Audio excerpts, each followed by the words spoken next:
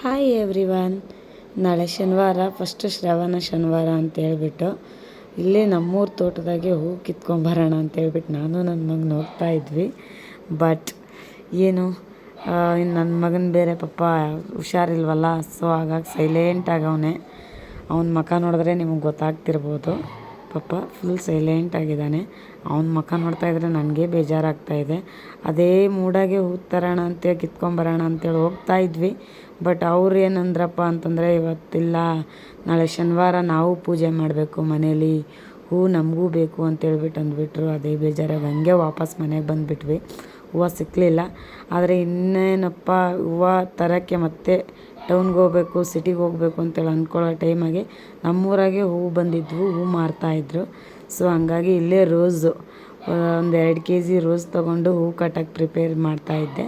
ಆಮೇಲೆ ಹೂ ಕಟ್ಟಿದೆ. ನನಗೇನು ಅಷ್ಟು ಬರಲ್ಲ ಹೂ ಕಟ್ಟೋಕ್ಕೆ, ಆದರೂ ಹೆಂಗೋ ಲೈಟಾಗಿ ಕಟ್ಟೋದನ್ನ ಕಲ್ತ್ಬಿಟ್ಟಿದ್ದೀನಿ. ಒಬ್ಬರನ್ನ ಎಷ್ಟು ಅಂತ ಕೇಳ್ಕೊಳ್ಳೋದು ಅಂಥೇಳಿ, ಕಟ್ಕೊಡು ಅಂತ ಕೇಳ್ಕೊಳ್ಳೋದು ಅಂತೇಳ್ಬಿಟ್ಟು ನಾನೇ ಕಟ್ಟೋದನ್ನು ಪ್ರಿಪೇರ್ ಮಾಡ್ಕೊಂಡಿದ್ದೀನಿ.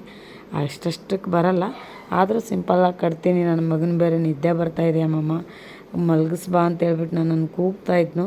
ಆದರೂ ಕಟ್ಟೋದು ನಿಲ್ಲಿಸಿದ್ರೆ ಅರ್ಧಕ್ಕೆ ನಿಂತೋಗುತ್ತೆ ಅಂತೇಳ್ಬಿಟ್ಟು ಹಂಗೆ ಪಾಪ ಬಲವಂತವಾಗಿ ಅವ್ನಿಗೆ ಬೇಜಾರಾದರೂ ಪರವಾಗಿಲ್ಲ, ಇದಿಷ್ಟು ಕಟ್ಟಿಬಿಟ್ಟು ಕ್ಲಿಯರ್ ಮಾಡೋಣ ಅಂತೇಳ್ಬಿಟ್ಟು ಕಟ್ಟೋದೇನೋ ಕ್ಲಿಯರ್ ಆಯಿತು.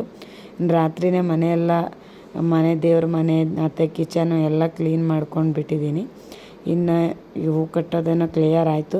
ಬೆಳಗ್ಗೆ ಬೇಗ ಎದ್ದುಬಿಟ್ಟು ಪೂಜೆ ಮಾಡಿದ್ರೆ ಮುಗೀತು. Thank you all. ಇವತ್ತಿನ ನನ್ನ ವ್ಲಾಗು ಈ ಥರ ಇತ್ತು. 2ನೇ ದಿನದ ಅಧ್ಯಾಯ ಮುಗೀತು. Thank you. ಬಾಯ್.